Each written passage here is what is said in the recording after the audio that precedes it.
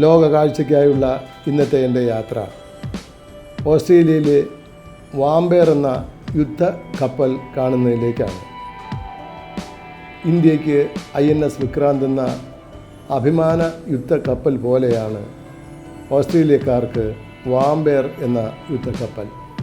ഏറ്റവും വലിയ പടക്കപ്പൽ എന്ന് ഖ്യാതി നേടിയ ഹമാസ് വാംബെയർ എന്ന യുദ്ധക്കപ്പൽ കാണുന്നതിനായിട്ടാണ് ഇന്നത്തെ എൻ്റെ യാത്ര. ഓസ്ട്രേലിയയിലെ നാഷണൽ മാരിടൈം മ്യൂസിയത്തിലാണ് ഹമാസ് വാംബെയർ എന്ന പടുകൂറ്റൻ പടക്കപ്പൽ സൂക്ഷിച്ചിരിക്കുന്നത്. സിഡ്നി ഡാർജിലിംഗ് ഹാർബറിന് സമീപമാണ് പ്രശസ്തമായ നാഷണൽ മാരിടൈം മ്യൂസിയം സ്ഥിതി ചെയ്യുന്നത്.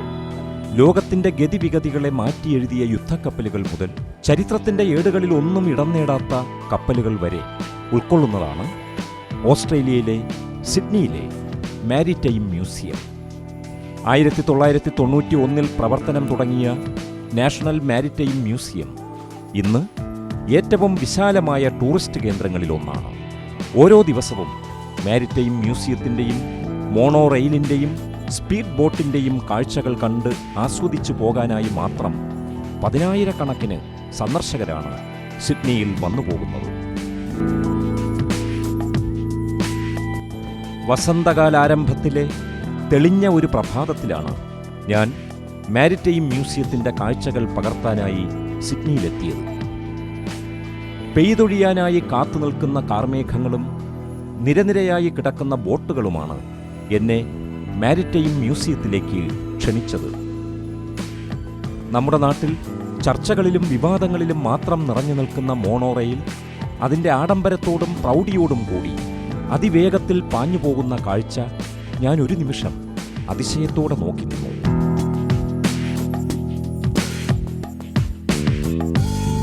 ലോകത്തിൻ്റെ പല ഭാഗങ്ങളിൽ നിന്നായി ആയിരക്കണക്കിന് സന്ദർശകർ ഇന്ന് മാരിടൈം മ്യൂസിയം കാണാൻ വേണ്ടി എത്തിയിട്ടുണ്ട്.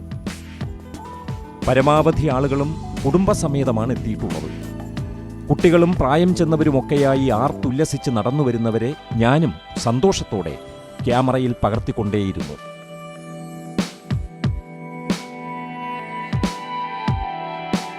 തലയ്ക്ക് മുകളിൽ പാഞ്ഞുപോകുന്ന ട്രെയിനുകൾ, താഴെ നീലത്തടാകത്തിൽ ഇണചേരുന്ന ഹംസങ്ങൾ പോലെ വെളുത്ത ബോട്ടുകൾ, കാറ്റിലാടുന്ന കൊടിതോരണങ്ങൾ, എവിടെയും മനസ്സിന് സന്തോഷം പകരുന്ന കാഴ്ചകൾ മാത്രം.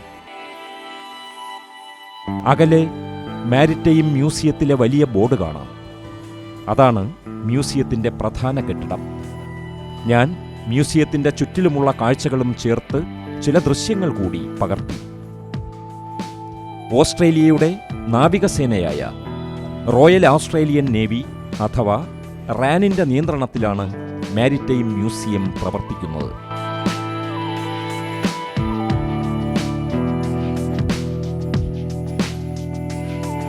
വളഞ്ഞ മേൽക്കൂരകളാണ് കെട്ടിട സമുച്ചയത്തിൻ്റെ ഭംഗി. 82 അടി പൊക്കത്തിൽ മെറ്റൽ റൂഫിംഗ് സംവിധാനത്തിലാണ് മേൽക്കൂരയുടെ നിർമ്മാണം. കൊറിഗേറ്റഡ് സ്റ്റൈൽ എന്നാണ് ഇത്തരം മേൽക്കൂരകളെ സാധാരണ വിളിക്കുന്നത്. ഓസ്ട്രേലിയയുടെ മറ്റൊരു സൗന്ദര്യ സംരംഭമായ ഓപ്പറ ഹൗസും ഇതേ സ്റ്റൈലിലാണ് നിർമ്മിച്ചിരിക്കുന്നത്.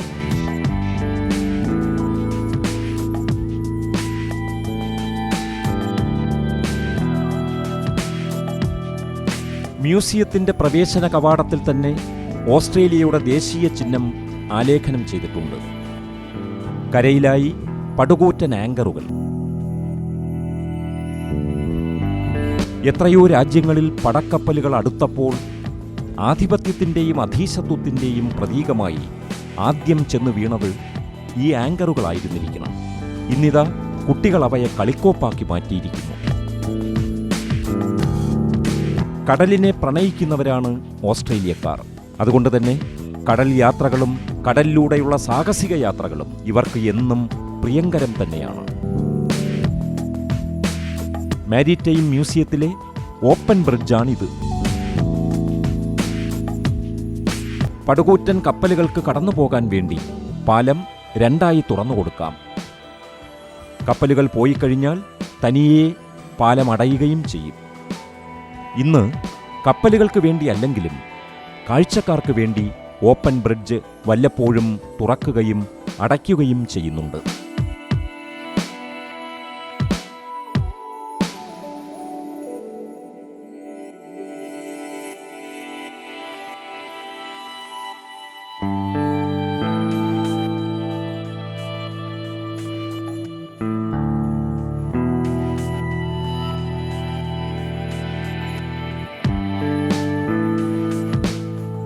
ഫിലിപ്സ് കോക്സ്, റിച്ചാർഡ്സൺ, ടൈലർ എന്നിവർ ചേർന്നാണ് മാരിടൈം മ്യൂസിയം രൂപകൽപ്പന ചെയ്തത്. 1988 പണി തുടങ്ങിയ ഈ മ്യൂസിയം 1991 പൂർണ്ണമായും പ്രവർത്തനം തുടങ്ങിയത്. ആദ്യത്തെ 10 വർഷത്തിൽ മാത്രം 3.5 കോടി സന്ദർശകരാണ് മാരിടൈം മ്യൂസിയം കാണാൻ വേണ്ടിയെത്തിയത്. ഓസ്ട്രേലിയയിലെ പ്രധാന മ്യൂസിയങ്ങളെല്ലാം തലസ്ഥാന നഗരിക്കകത്താണ്.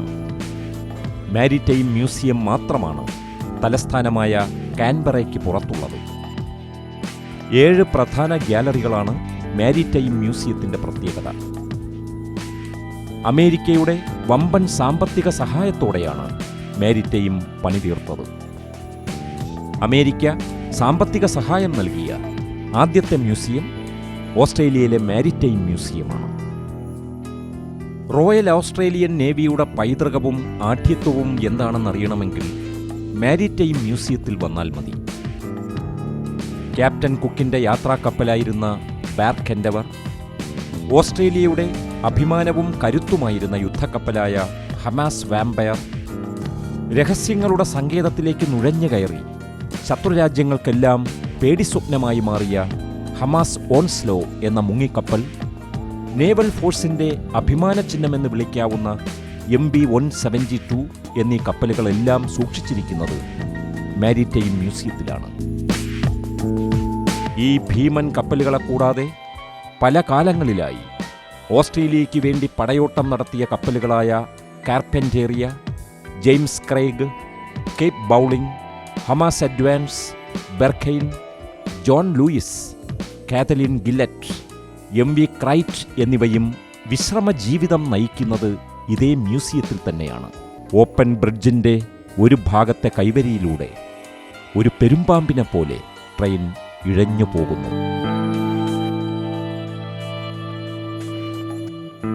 ഇതാണ് ഞാൻ ഇന്ന് കാണാൻ കാത്തിരുന്ന ഹമാസ് വാമ്പയർ എന്ന യുദ്ധക്കപ്പൽ.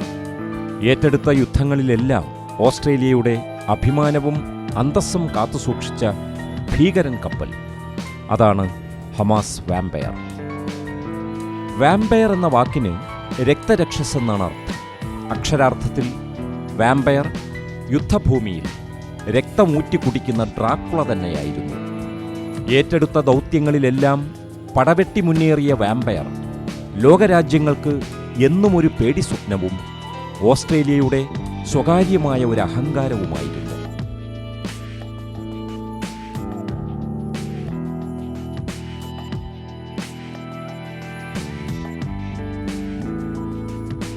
വാമ്പയറിന്റെ ഉൾഭാഗത്തെ അതിശയ കാഴ്ചകൾ കാണുന്നതിനായി സന്ദർശകർ കപ്പലിലേക്ക് കയറുന്നുണ്ട്.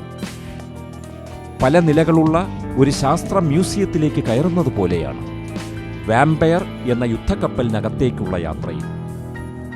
കപ്പലിനകത്ത് സന്ദർശകർക്ക് ചില നിയന്ത്രണങ്ങൾ ഏർപ്പെടുത്തിയിട്ടുണ്ട്. ആഹാരം, വെള്ളം, ബിഗ് ഷോപ്പർ, ബാഗുകൾ എന്നിവ അകത്ത് കയറ്റാൻ അനുവാദമില്ല. 12 വയസ്സിന് താഴെയുള്ള കുട്ടികളോടൊപ്പം മുതിർന്നവരുണ്ടായിരിക്കണം.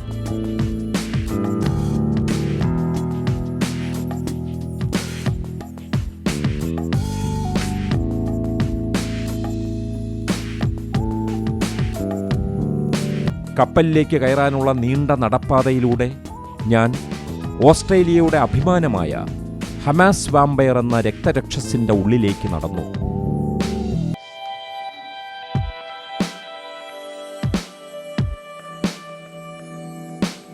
ഒരു വലിയ ചിതൽപുറ്റിൽ നിന്ന് ചിതലുകൾ അങ്ങോട്ടും ഇങ്ങോട്ടും ഓടി നടക്കുന്നത് പോലെ വാമ്പയറിൽ നിന്ന് അകത്തേക്കും പുറത്തേക്കും സന്ദർശകർ ഓടി നടക്കുന്നത് ഞാൻ കണ്ടു. അകത്തേക്ക് കയറാനുള്ള ഊഴം കാത്തു നിൽക്കുന്നതിനിടെ ഞാൻ വാമ്പയറിൻ്റെ പുറത്തുനിന്ന് പകർത്താൻ കഴിയുന്ന ദൃശ്യങ്ങളെല്ലാം പരമാവധി ക്യാമറയിലാക്കി.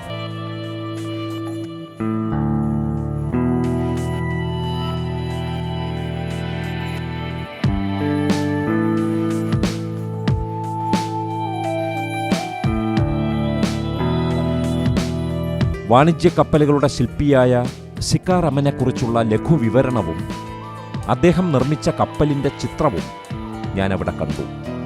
വാമ്പയറിൽ ഗൈഡുകളുടെ സേവനം സൗജന്യമാണ്.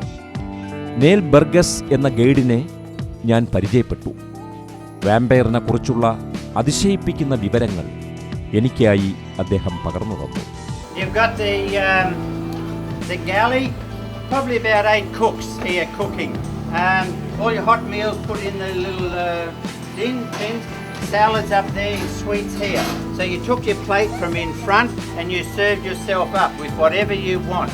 If you wanted 2 pieces of steak, 4 bits of broccoli, gravy, you took it. But you had to eat whatever you put on your plate. They didn't like you to throw 2 pieces of potato out there because that was just waste. 1952 പണി തുടങ്ങിയ vampire നീറ്റിലിറങ്ങിയത് 1959 south east ഏഷ്യയിലെ ഏറ്റവും വലിയ പടക്കപ്പലായിരുന്നു vampire. 390 അടി നീളവും 49 അടി ഉയരവുമുള്ള വാമ്പയറിന് 3600 ton ഭാരമാണുള്ളത്. എല്ലാ മുറികളും ശീതീകരിച്ചവ തന്നെ. വെൽഡിംഗ് സംവിധാനം ഉപയോഗിച്ച് ഓസ്ട്രേലിയ സ്വന്തമായി നിർമ്മിച്ച ആദ്യ കപ്പലും വാമ്പയർ തന്നെ.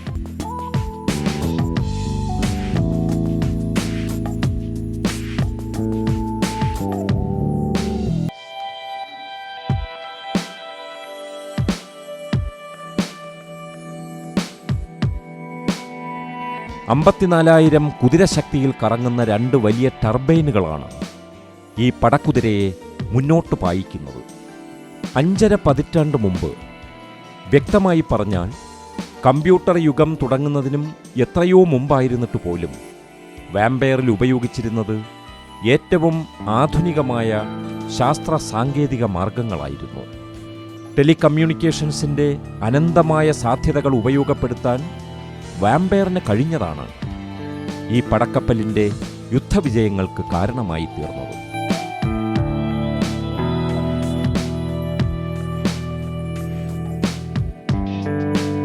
നാലു ഭാഗത്തേക്കും ഒരേ സമയം തീയുണ്ട വർഷിക്കുന്ന തോക്കുകൾ, ശത്രുരാജ്യത്തിൻ്റെ അടിത്തറ തന്നെ തകർക്കുന്ന കൂറ്റൻ വിസ്ഫോടനങ്ങൾ ഉണ്ടാക്കാൻ ഹമാസ് വാമ്പയർ നടത്തിയ ആക്രമണങ്ങൾ ചില്ലറയല്ല.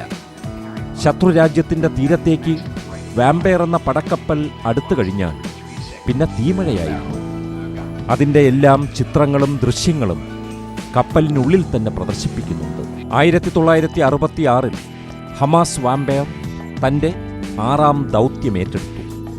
വിയറ്റ്നാം യുദ്ധത്തിൽ തൻ്റെ വിജയക്കൊടി പാറിക്കലായിരുന്നു 6ാം ദൗത്യത്തിൽ വാമ്പയറിൻ്റെ ലക്ഷ്യം. 11 ദിവസം നീണ്ടുനിന്ന ഈ യുദ്ധത്തിൽ വിയറ്റ്നാമിൽ വെടിനിലച്ച ശേഷമാണ് വാമ്പയർ ഡാർലിംഗ് ഹാർബറിലേക്ക് മടങ്ങിയെത്തിയത്. ഈ മടക്കയാത്രയ്ക്കിടയിൽ ആദ്യമായി വാമ്പയറിന് ഒരപകടവും പിണഞ്ഞു.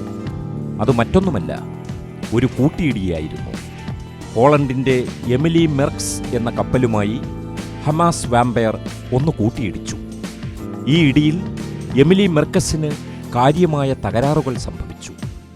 ഇടികഴിഞ്ഞുള്ള മടങ്ങിവരവിലും ചമ്പ്ര കടലിടുക്കിലെ കടൽക്കൊള്ളക്കാരെ തുരത്താനും വാമ്പയറിന് സാധിച്ചു.